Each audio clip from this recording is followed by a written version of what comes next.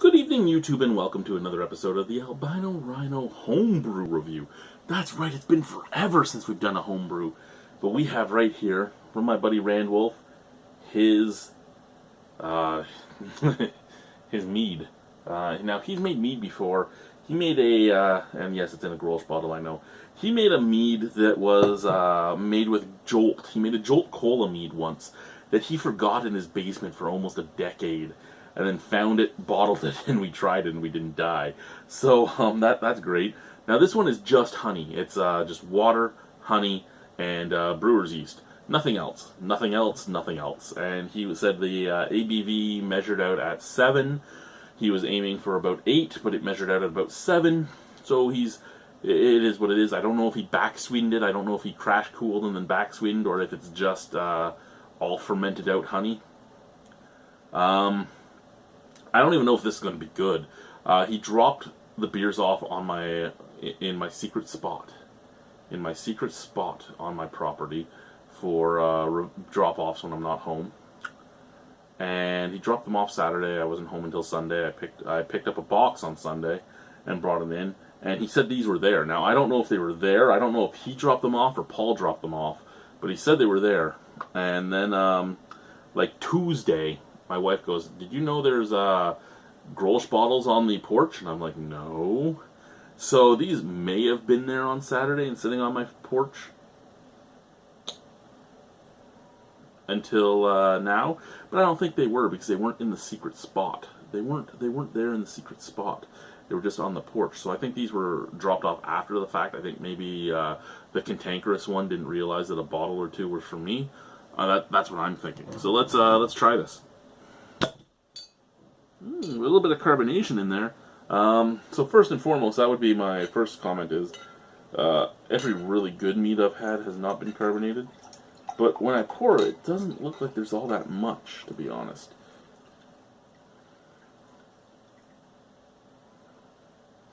Nice color, though. That's what you'd expect from honey and water.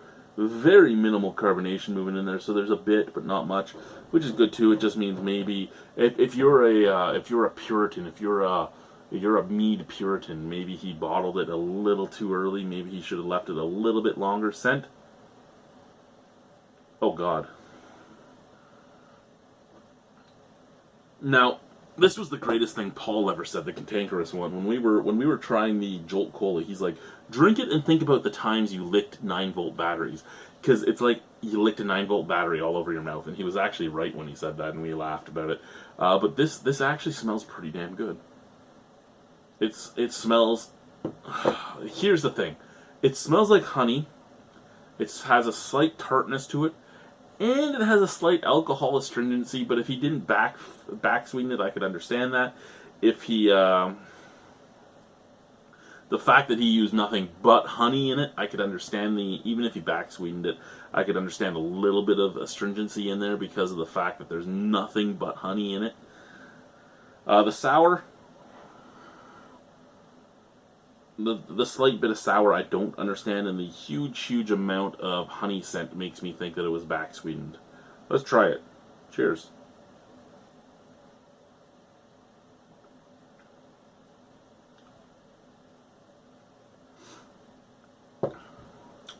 Okay.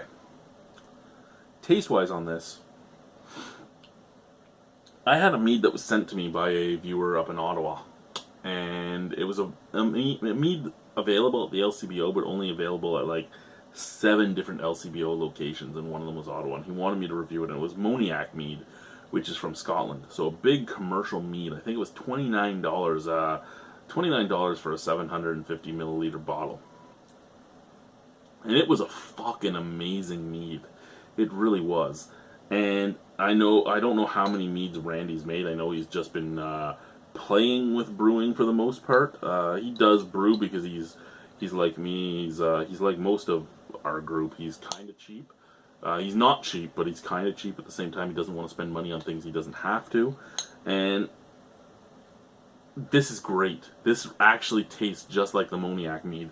Now, the Moniac Mead, just for people that are wondering, was higher than 7% alcohol. But does that really matter? No, because it tastes the exact same, and I fucking loved the Moniac Mead. So first and foremost, Randy, congrats to you. I've only had the one of your beers and two of your ciders, now, two of your meads now, and this mead is just as good as a commercial mead I've had. This is actually almost identical to that commercial mead, and I loved that commercial mead. The only difference between this and that commercial mead is this has a little bit of carbonation to it still, which does play along the plays along the palate a little bit.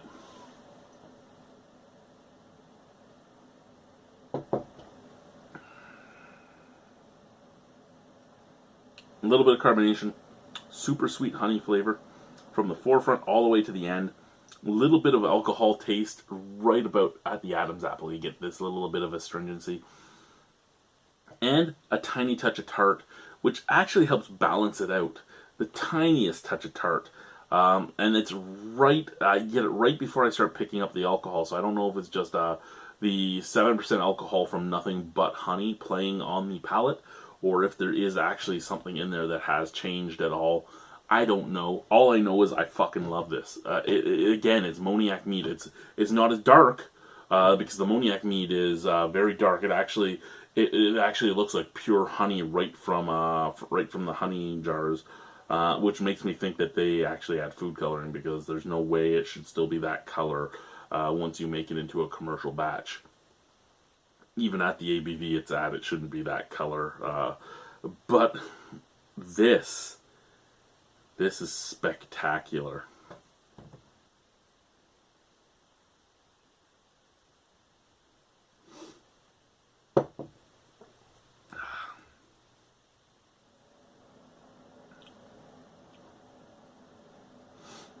I don't know what else to say other than it's spectacular. Like, it literally is. There's almost like a rye bread dryness that comes back up afterwards too, which makes it very Moorish. I love this stuff. So something that could have been sitting on my back porch for days, but I don't think it was. Yeah, great. I fucking love this shit. I really do. Out of 10 on this, and again, I gave Moniac Mead a 9.5. This tastes just like it, except for a little bit of carbonation and probably about half the ABV. I'll give it a 9 out of 10. I love this stuff. If this was commercial, I would buy it. I would buy this mead. I would spend up to $7 a bottle on this mead in bottles like this. And I know mead is an expensive thing. That's why I'm saying 7. Because, I mean, over 7, I'd probably just normally just buy a beer. Normally. Not all the time, but normally. Thank you very much, Randy, for dropping this off. This bottle I will go rinse out and let dry, and then get back to you. Thank you.